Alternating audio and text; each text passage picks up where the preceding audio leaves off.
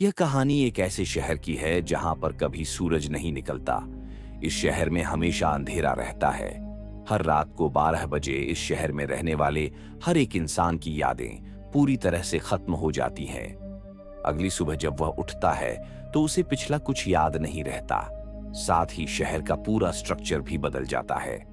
Dark city कहानी की शुरुआत में हमें जॉन को दिखाया जाता है, जो एक होटल के बार टब में जागता है।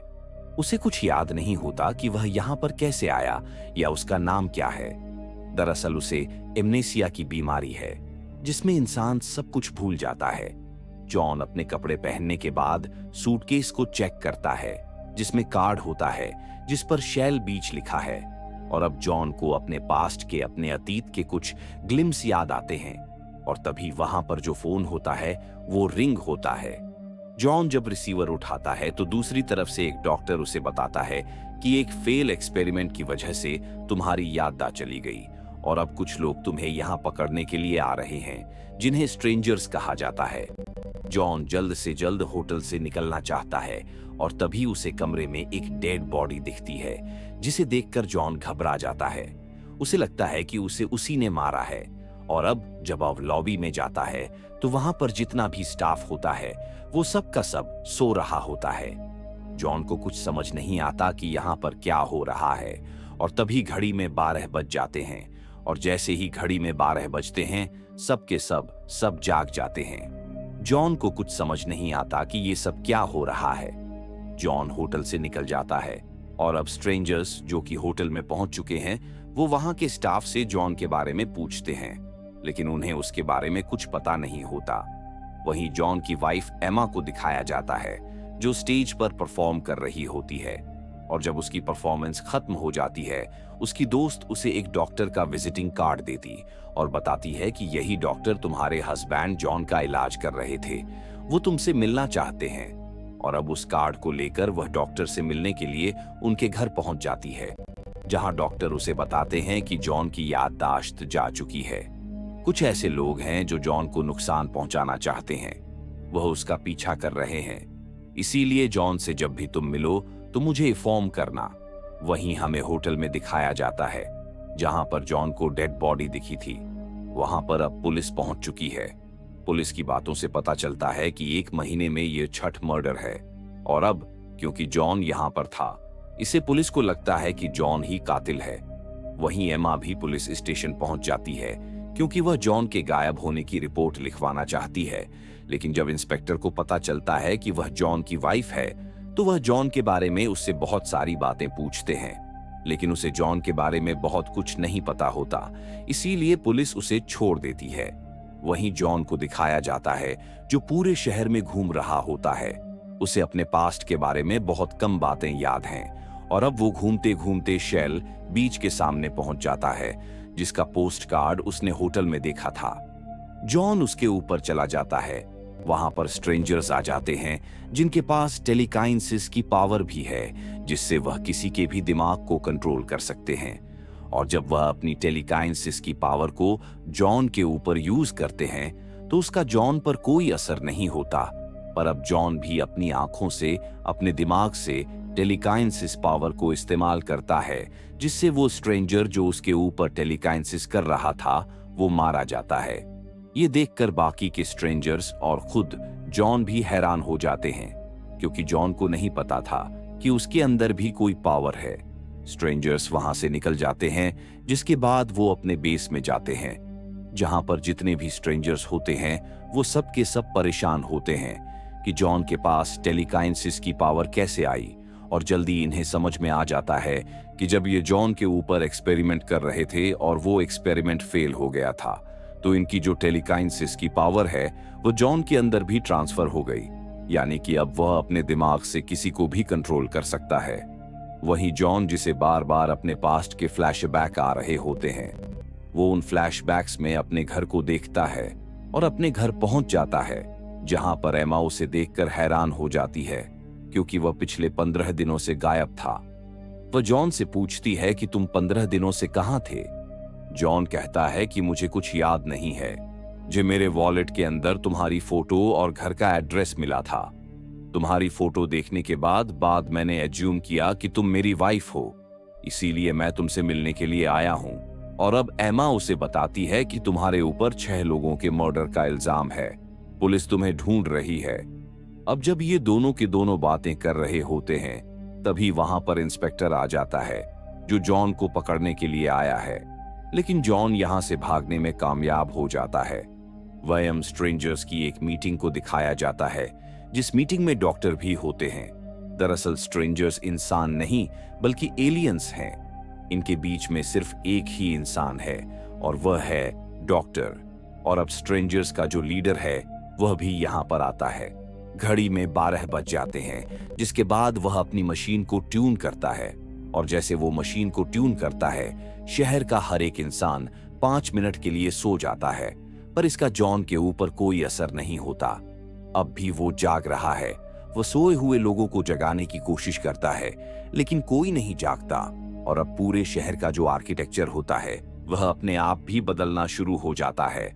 पुरानी बिल्डिंग्स गायब होने लगती है और नई बिल्डिंग्स इमर्ज हो रही होती है स्ट्रेंजर से। सब कुछ अपनी मशीन से, अपने दिमाग की पावर से कर रहे होते हैं। साथ ही इनके साथ जो डॉक्टर होता है, उसकी मदद से इंसानों के दिमाग की जो मेमोरीज होती है उन्हें बदल रहे होते हैं, ताकि उनकी लोकेशन को भी बदला जा सके। अब अगली सुबह जब उन्हें होश आएगा तो वह एक नई आइडेंटिटी के साथ जिएंगे। यहाँ पर स्ट्रेंजर्स अपने लीडर से कहते हैं कि जब वो ट्यूनिंग कर रहे थे, यानी कि अपने दिमाग की पावर को इस्तेमाल कर रहे थे, तो उन्हें कुछ प्रॉब्लम हो रही थी। लीडर समझ जाता है कि यह सब कुछ जॉन की वजह से हो रहा है, हमें जल्द से जल्द उसे पकड़ना होगा। डॉक्टर कहता है कि मेरे पास जॉन की मेमोरी है, अगर हम उसकी मेमोरी को किसी स्ट्रेंजर के अंदर इंजेक्ट कर दे तो हमें पता चल जाएगा कि जॉन इस वक्त कहां पर है। दरअसल इनके पास ऐसी टेक्नोलॉजी होती है जिससे किसी भी इंसान की मेमोरी को निकालकर दूसरे इंसान या स्ट्रेंजर के दिमाग के अंदर डाल सकते हैं, जिससे उसका दिमाग पूरी तरह से स्विच हो जाएगा। और अब ये जॉन की मेमोरी को एक स्ट्रेंजर के दिमाग के अंदर डालते हैं, जिससे स्ट्रेंजर को पता चल जाता है कि इस वक्त जॉन कहां पर है। वही जॉन को दिखाया जाता है जो किसी भी तरह से शेल बीच तक पहुंचना चाहता है। वह शेल बीच की तलाश करते हुए सबवे तक पहुंच जाता है, जहां पर वह लोगों से शेल बीच के बारे में पूछता है। लेकिन हैरानी की बात यह होती है कि सबको शेल बीच के बारे में पता तो है, लेकिन वहां जाने का रास्ता किसी को नहीं पता। जॉन इसके बाद एक बार फिर से उस पोस्ट कार्ड को देखता है जो उसे होटल में मिला था।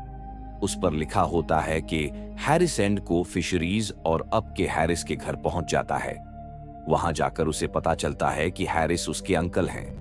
वो अपने अंकल से अपने पास्ट के बारे में पूछता है, लेकिन हैरानी की बात यह होती है कि उसके अंकल के पास उसकी सिर्फ बचपन की यादें हैं, उसकी जवानी की यादें उनके पास नहीं है। वो बताते हैं कि तुम्हारा पूरा बचपन शेल बीच के पास बीता है, मैंने ही तुम्हारी परवरिश की है, क्योंकि आग लगने की वजह से तुम्हारे माता पिता की मृत्यु हो गई थी। और अब जॉन कहता है कि मैं शेल बीच जाना चाहता हूं, आप मुझे वहां जाने का रास्ता बता दें। पर उसके अंकल को भी वहां जाने का रास्ता नहीं पता। अब जॉन को पकड़ने के लिए यहाँ पर स्ट्रेंजर्स आ जाते हैं। वह यहाँ से भागने की कोशिश करता है, लेकिन स्ट्रेंजर्स उसे चारों तरफ से घेर लेते हैं। तभी यहाँ पर इंस्पेक्टर उसकी वाइफ एमा के साथ आ जाता है, जो जॉन को लेकर अपने साथ यहाँ से निकल जाते हैं। उसके बाद इंस्पेक्टर उससे 6 मर्डर्स के बारे में पूछता है। जॉन कहता है कि मैंने वो मर्डर नहीं किए, ना ही मुझे कुछ याद है। मुझे यहाँ इस शहर में कुछ भी समझ नहीं आता। शेल बीच जाने का रास्ता किसी को नहीं पता, जबकि शेल बीच के बारे में हर कोई सब कुछ जानता है। साथ ही शहर में कभी दिन नहीं होता, यहाँ पर हमेशा अंधेरा रहता है। वो अपनी टेलीकाइनेसिस की पावर इंस्पेक्टर को दिखाता है। ये सब बातें सुनकर और उसकी पावर्स देखकर इंस्पेक्टर हैरान हो जाता है। साथ ही उसके पास जॉन की किसी भी सवाल का कोई जवाब नहीं होता। कुछ देर के बाद दिखाया जाता है कि स्ट्रेंजर्स अपनी पावर से हर किसी को सुलाकर पुलिस स्टेशन में जॉन को ढूंढने के लिए आते हैं, लेकिन जॉन और इंस्पेक्टर पहले से वहां से निकल चुके होते हैं। वो दोनों के दोनों डॉक्टर के पास जाते हैं और उसे पकड़कर अपने साथ गाड़ी से वह शेल बीच की तरफ निकल पड़ते हैं। एक जगह पहुंचने के बाद जहां पर एक ब्रिज होना चाहिए था, वो ब्रिज इस वक्त वहां पर नहीं होता, क्योंकि हर रात को 12 बजे के बाद स्ट्रेंजर्स पूरे शहर के आर्किटेक्चर को बदल देते हैं। अब ब्रिज ना होने की वजह से वहां से तीनों के तीनों बोट से आगे निकलते हैं, जिसके बाद डॉक्टर इन्हें पूरा सच बताता और कहता है कि स्ट्रेंजर्स, जो तुम दोनों को ढूंढ रहे हैं वह इंसान नहीं है, वह दूसरे प्लेनेट से आए हुए एलियंस हैं। उनकी स्पीशीज जब खत्म हो रही थी तो वह हमारे प्लेनेट पर आए, जहां उन्होंने इंसानों को देखा। इंसानों के अंदर आत्मा होती है, लेकिन स्ट्रेंजर्स के अंदर आत्मा नहीं होती, और वह इंसानों की आत्मा के जो अपनी स्पीशीज को खुद को बचाना चाहते हैं। इसीलिए उन्होंने इंसानों के ऊपर एक्सपेरिमेंट करना शुरू कर दिए। वो इंसानों की यादों पर काम करना चाहते हैं। इसीलिए उन्होंने बहुत सारे इंसानों का अपहरण किया, जिसके बाद अपने स्पेसशिप में वह उन सबको लाए, जहां पर उन्होंने पूरा एक शहर बनाया। उस शहर को हर रात को पूरी तरह से बदल देते हैं। साथ ही इंसानों की मेमोरीज को बार बार रिसेट करते हैं। कई बार एक इंसान की मेमोरी को दूसरे इंसान के ब्रेन में डाल देते हैं, ताकि उन्हें पता लग सके कि इससे इंसान के दिमाग पर, उसकी जिंदगी पर क्या असर पड़ता है। जॉन के साथ भी इसी तरह से बार बार एक्सपेरिमेंट्स किए गए, लेकिन बार बार एक्सपेरिमेंट होने की वजह से उस पर इन एक्सपेरिमेंट्स ने काम करना बंद कर दिया। साथ ही स्ट्रेंजर्स के अंदर जो पावर थी वह भी उसके अंदर आ गई, जिस वजह से उसे इस दुनिया की सच्चाई के बारे में पता चलने लगा। स्ट्रेंजर्स ने मेरी कभी भी मेमोरी को नहीं बदला, क्योंकि उन्हें मेरी जरूरत है। यहाँ पर मैं एक लौता डॉक्टर हूँ जो मेमोरीज को ट्रांसप्लांट कर सकता है। जॉन पूछता है कि यहाँ हमेशा अंधेरा क्यों रहता है, यहाँ कभी सूरज क्यों नहीं निकलता। डॉक्टर बताता है क्योंकि वह सूरज की रोशनी को बर्दाश्त नहीं कर सकते। इसीलिए उन्होंने इस शहर को ऐसी जगह पर बनाया है जहां पर सूरज की रोशनी नहीं आती। और अब यह धीरे धीरे आगे बढ़ते बढ़ते शेल बीच तक पहुंच जाते हैं, लेकिन हैरानी की बात यह होती है कि वहां पर कोई बीच नहीं होता। एक दीवार पर शेल बीच का पोस्टर लगा होता है, जिस दीवार को यह तोड़ना शुरू कर देते हैं। और जब दीवार टूट जाती है तो इनकी आंखें फटी की फटी रह जाती है, क्योंकि इनके सामने स्पेस होता है। ये समझ जाते हैं कि ये जो पूरा शहर है वह अर्थ पर नहीं, बल्कि एलियंस के यानी कि स्ट्रेंजर्स के स्पेसशिप पर है। इसका मतलब ये है कि ये यहाँ से कभी निकल नहीं सकते। और तभी यहाँ पर स्ट्रेंजर्स आ जाते हैं जिनके पास एमा होती है। वह जॉन से कहते हैं कि तुम अपने आप को हमारे हवाले कर दो, वरना हम तुम्हारी वाइफ एमा को मार देंगे। इंस्पेक्टर ये सुनकर उन पर गोलियां चलाना शुरू कर देता है। वह भी उनके ऊपर हमला करते हैं, जिससे इंस्पेक्टर स्पेसशिप से बाहर चला जाता है और उसकी मृत्यु हो जाती है। वहीं हमें जॉन को दिखाया जाता है, जिसे एक चेयर के साथ बांधा हुआ है। उसके सामने सभी स्ट्रेंजर्स होते हैं जो उसे मारना चाहते हैं, क्योंकि उसकी वजह से उनकी पावर्स कम हो रही है। पर इनका जो लीडर होता है वह कहता है कि मेरे पास एक और प्लान है। जिसके बाद वह डॉक्टर को एक इंजेक्शन देता है और कहता है कि इसे जॉन को लगा दो।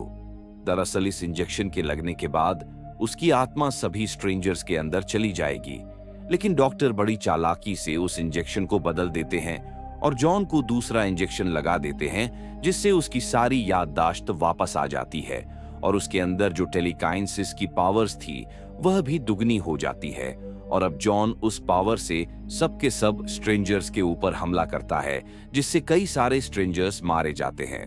लेकिन इनके लीडर के अंदर अब भी बहुत पावर है। उसके और जॉन के अंदर इक्वल पावर होती है। ये एक दूसरे का सामना करते हैं। लीडर के पास एक चाकू होता है जिसे वो जॉन की तरफ फेंकता है, लेकिन अब जॉन अपनी पावर से उस चाकू को कंट्रोल करके लीडर के ऊपर वॉर करता है, जिससे लीडर मारा जाता है। अब वो डॉक्टर से अपनी वाइफ एमा के बारे में पूछता है। डॉक्टर बताता है कि उसकी मेमोरी को रिसेट कर दिया गया है।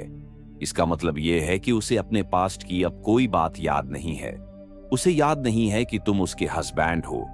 ये सुनकर जॉन को बहुत दुख होता है और अब अपनी पावर से वह इस पूरी जगह को वैसे ही बना देता है जैसा असलियत में होना चाहिए था। साथ ही वह यहाँ पर एक ओशियन को भी क्रिएट कर देता है।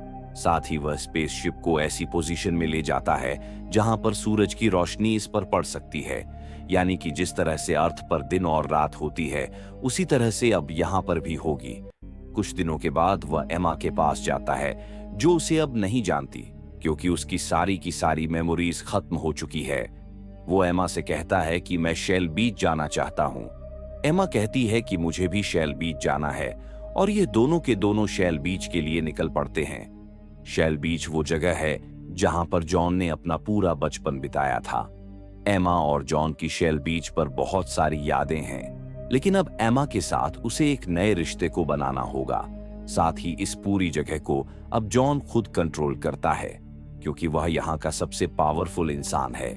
यहाँ पर रहने वाले लोगों को नहीं पता कि यह स्पेसशिप के अंदर है, क्योंकि स्ट्रेंजर्स इन सब का अपहरण करके अर्थ से इन सबको यहाँ पर लेकर आए हैं, और इन सबको अब भी यही लगता है कि यह अर्थ है। इसी के साथ ये फिल्म, ये कहानी यहीं पर खत्म हो जाती है। उम्मीद करते हैं कि यह कहानी आपको पसंद आई होगी। इस तरह कहानी सुनाने के लिए हमारे चैनल को सब्सक्राइब जरूर करेंगे।